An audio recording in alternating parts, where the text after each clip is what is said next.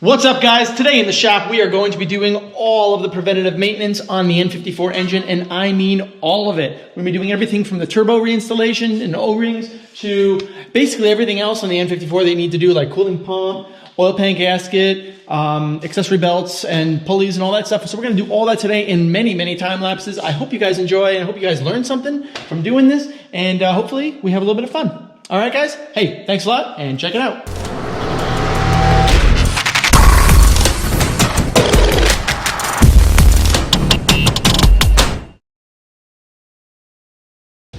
Now that we finished the wastegate turbo rattle fix, now it's time to, as methodically as I possibly can in an organized fashion, go through each of the preventative maintenance items that need to be done on this engine one at a time, as concisely as I possibly can. First, we're going to do the turbo rebuilds. All the gaskets, O-rings, and you're probably not going to learn much because it's going to be all time lapse. But I'm going to show you how easy it is to do if you just have the right pick tools to remove and just squeeze the new O-rings on and throw them on the engine. Let's do that.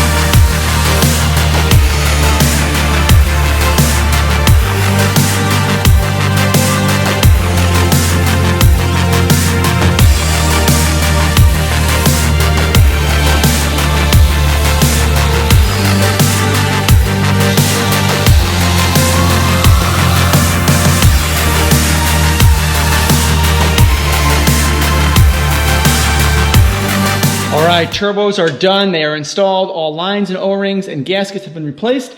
Now it's time to take a look at the filters. The thing that's most underrated about maintenance on the N54 are the filters. There's two little filters that are right in here.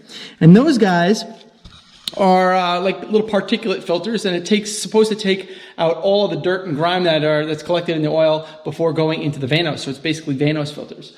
A good member on the forum told me about this, contacted me on Instagram and was like, hey, did you check the filters, by the way? Because mine were really dirty. Didn't check them? Now I did. Actually, I want to show you what they look like. In this case, we're actually quite lucky. They're really good condition. I'll show you right now. Okay, now that we got them loose, it's a matter of sucking them out. So these are the filters. As you can see, these are actually quite clean. Little O-rings on there that need to be replaced if needed. In this case, I'm going to take a look. They're not leaking. I think that they're fine. These filters are in good shape. Take one out at a time. That way you know exactly which one goes where. You want to put them back exactly the way you found them. If they are a little bit dirty, well, clean them up. Just like that. Before you take the one out, put the first one back in.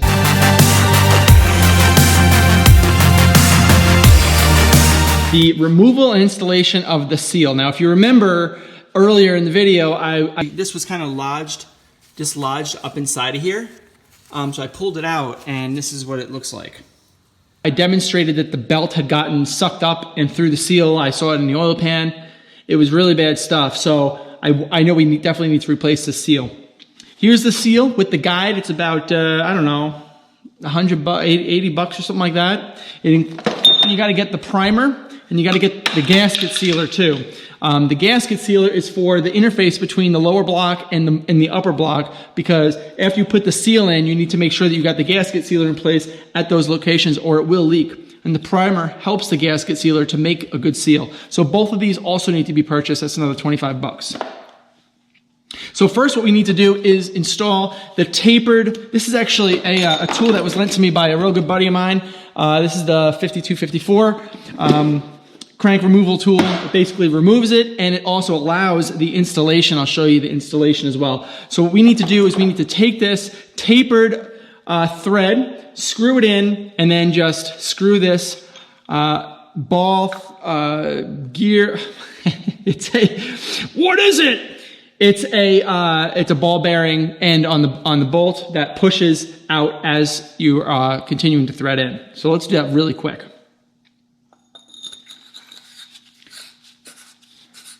As you're kind of screwing this in, it's secure now, but you feel it bite a little bit. And when you do is you screw it in until you really can't, until it's basically pretty tight. After that, you're good. Now this is still free flow, and what you're doing is you're screwing this guy in and you're pushing this whole thing out, and it's going to take the old seal out. And it's really important that you use a special tool. You can't use any substitute here, because you really don't want to mar or score any of the aluminum block, or else you're going to be in big trouble, because gasket sealer is not going to save you there. So let's get the right tool and hold this and screw this, and this whole thing should come right out. All right, this is now loose. I just have to keep on screwing this. I can actually turn it by hand. You can see here that the gasket maker is actually in the little groove. This is the new seal. You can see the groove in the new seal as well. That, again, goes at the interface between the two blocks. So if I were to just unscrew this, the old seal comes right out. Cool. Now what you want to do is you want to apply the primer to everything on both inside and outside edges. And then, including, most importantly, this interface, let it dry. While it's drying, place a small amount of oil on the inside of the hub here. That allows the gasket to kind of push over and the seal to just smoothly go right over that hub. Okay. That right there was just 16 bucks. That's it. Let's let it dry. We'll put the oil around the inside here, and then we'll start the installation, which really doesn't take very long at all. I'll show you how to do that.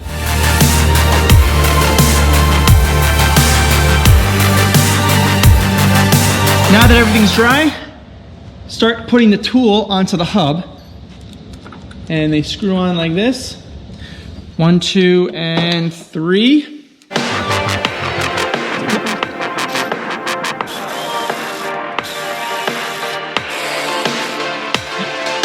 With the gasket seal and the coupling, you lightly put it over, and it just barely touches. I'll show you actually right here. You can take this off.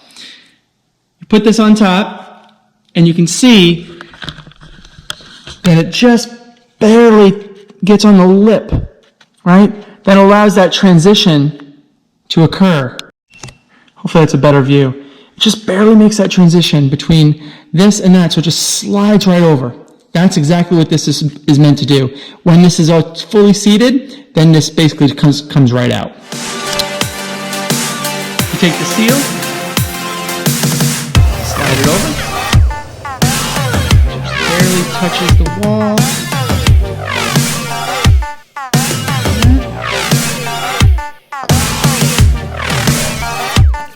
Tool on it like that.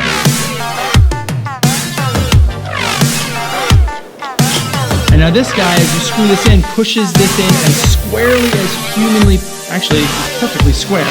And all you do, actually, whoa, that was close. Take this out. Before you put the seal in, as I said earlier,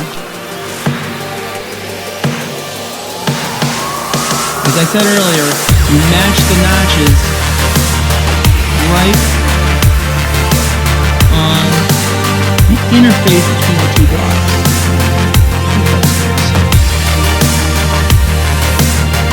Perfect. Now, put that on, and technically, it should be really easy to just screw this and push it in.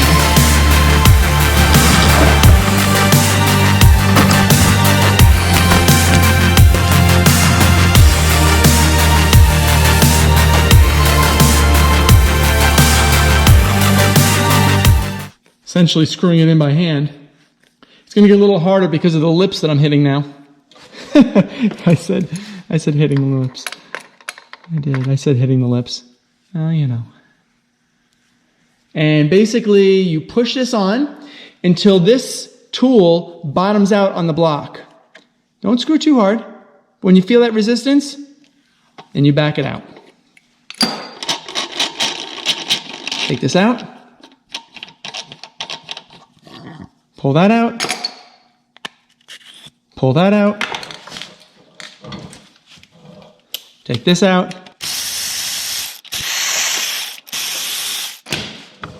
And it is now perfectly seated.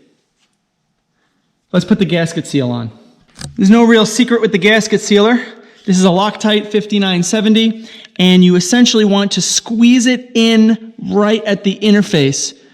Small nipple, push, push, push, push, push. And it's squeezing out the edges. That's fine. Little dab will do you. Just like that. Get the other side. Push. It's right there. And it's done. What I'd like to do is place just a little bit more of the primer over the gasket sealer. In and out. And make sure that you don't start your car or turn the engine for 4 hours. And we're done. And a quick special thanks to Ryan Agnew at Detailz Used Auto Parts. Thanks a lot, buddy, for providing the tool. Having the right tool makes the job so much easier. So take a look at the link in the description to see how you can get this tool if you don't have it already. It's really, really useful. Unfortunately, it's a one-time use tool, so it's not like you're really gonna get your money's worth. So have a friend that can lend you one for free. Thanks, Ryan.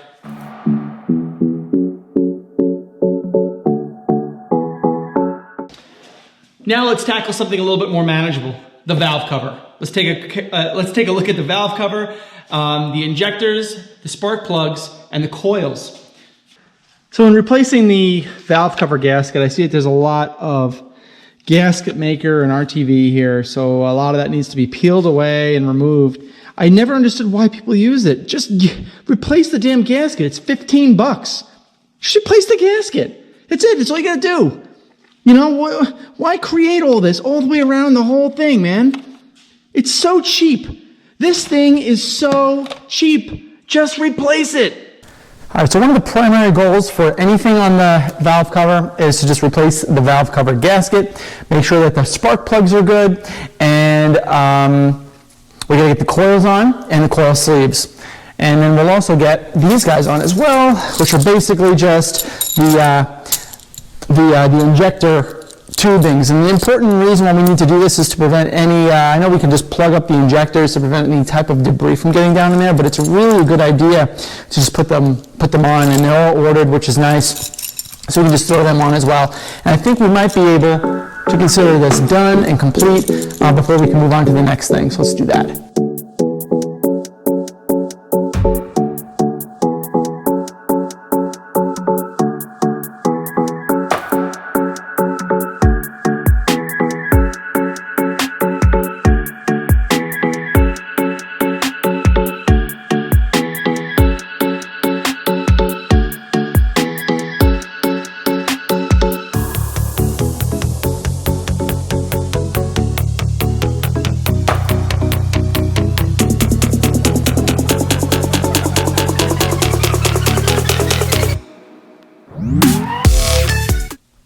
The valve cover is on, and now we got to get the sleeves in. These are the sleeves for the coils. So the sleeves basically just pop right into there, and then the coils go in right on top of that. So we got to do that 6 times, and that'll take no time at all. Remember, this just connects to a wiring harness. After that, we're going to go and do each one of these 6 injectors here, and we're going to route them around so it goes right to the fuel rail, which I'm not sure if I want to put the fuel rail in yet, because I still want to do a walnut blast, so we're going to do that as well. So I don't think I want to do that, but I do want to get these guys on to prevent any more dirt and debris from getting inside the injectors.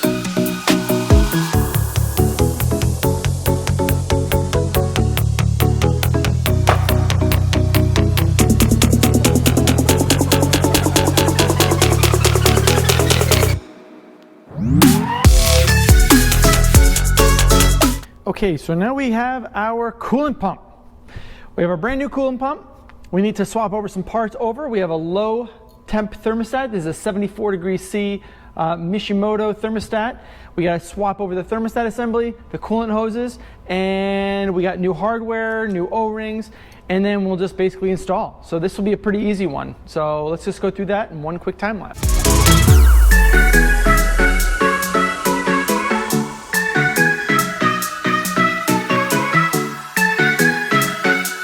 So I've been kind of struggling with this for a little bit, actually. In removing the old thermostat, it has a 2-wire sensor for detecting when the thermostat is open or closed, so that the engine knows when it needs to get to the set point temperature.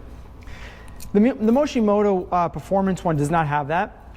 This basically just sits inside here, so I'm like, okay, well that's not a problem. But then it doesn't sit exactly the way you want it to sit. So do I need to just put this on and call it a day? How is this going to end up expanding enough to actually close? And I don't know, I don't see any opportunity for this, because when you put this in like that, and then you put the housing on like this,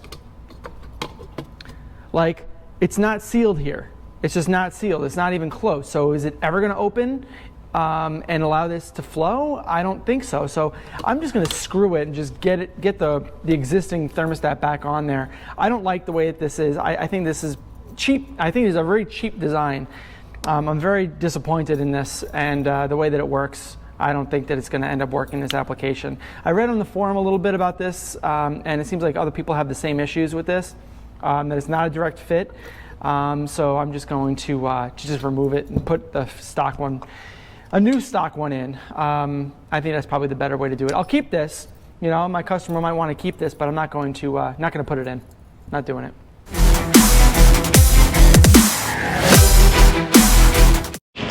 So here are our two pulleys, idler pulleys rather, and here's our tensioner. Here's our new power steering pulley that was broken when I got it. We have our crank pulley with our weight, our flywheel weight, and we have a, what was this called? This was a 7PK 1660. This is the belt size that correlates to no AC. I've decided to go no AC on this, so the belt size here should be appropriate. Thank you, Evan Markham, for pointing that belt size out, and hopefully I can get this thing working as designed, as you point out in the routing, because routing is always a tricky thing, especially when you're going with a custom belt. So let's take a look at that and see what we can do.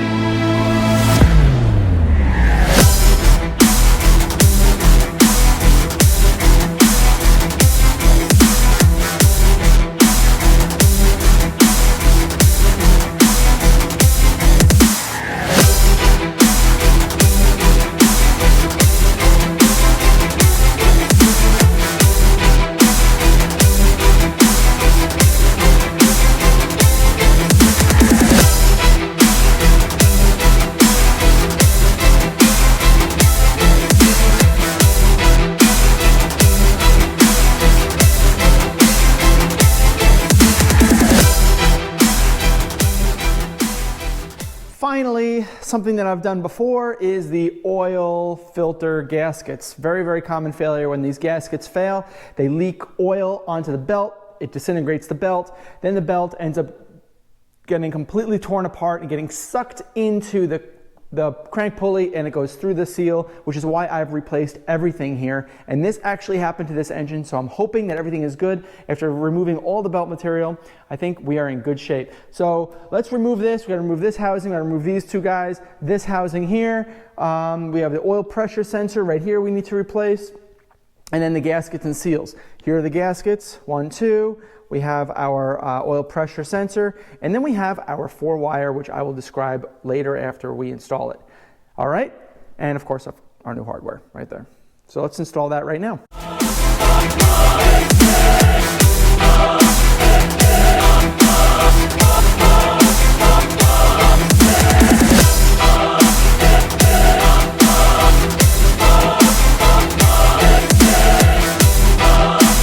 So I cleaned the surface, the mating surface here, this aluminum housing, and it doesn't look too bad. It did leak, that's why the belt broke, so that's definitely a good thing that we're changing this. This right here is the coolant temperature sensor. This is the old one here, and this is the new one here. The main difference between these two is that this is a 2-wire sensor, and this one here is a 4-wire sensor from an E36 M3. The reason we're using this one is so that you can take 2 pins that go to the DME as normal, and then the other 2 pins go to the instrument cluster, where you don't have, if you don't have the E92 cluster to take on the CAN data from the engine temperature, you can do it analog through the 2-wire sensor from resistor values. Goes straight to the cluster, and it tells you the instrument cluster engine temperature that way. So it's a really good handy thing to do. It already comes with the crush washer, so all we're going to do is just install that. And my N54 swap integrator guide will have the part number of this, the mating connector, the pins, and the pin outs on how to wire this thing up for your swapped car.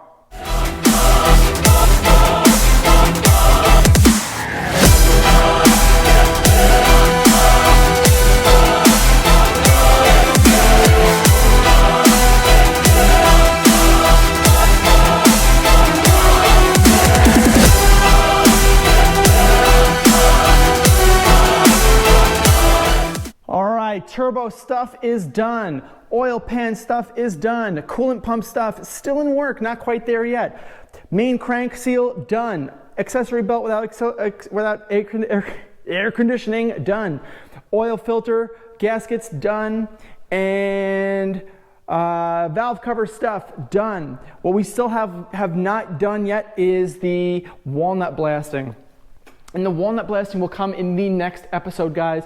We're going to be dedicating a full episode on detailing how to walnut blast with this thing. This is a vacuum attachment that allows you to blast the walnuts through and vacuum at the same time. It's on eBay for about 20 bucks. You can get it. This is a PLA or ABS, I think, 3D printed version. So you can do that too. Tune in next time, guys. For that episode, it's going to be really good stuff. Hopefully you guys learned something. Again, my name is Frank Macaluso from Garageaholic right here. Like, comment, and subscribe. Let me know what you think. I'd love to continue to hear from you guys. We got a lot of good stuff coming up in the next few episodes in this N54, E30. As we go through the engine day, we go through the body and start working on some body work. It'll be fun. Guys, thank you so much for watching, and take it easy. I'm out of here.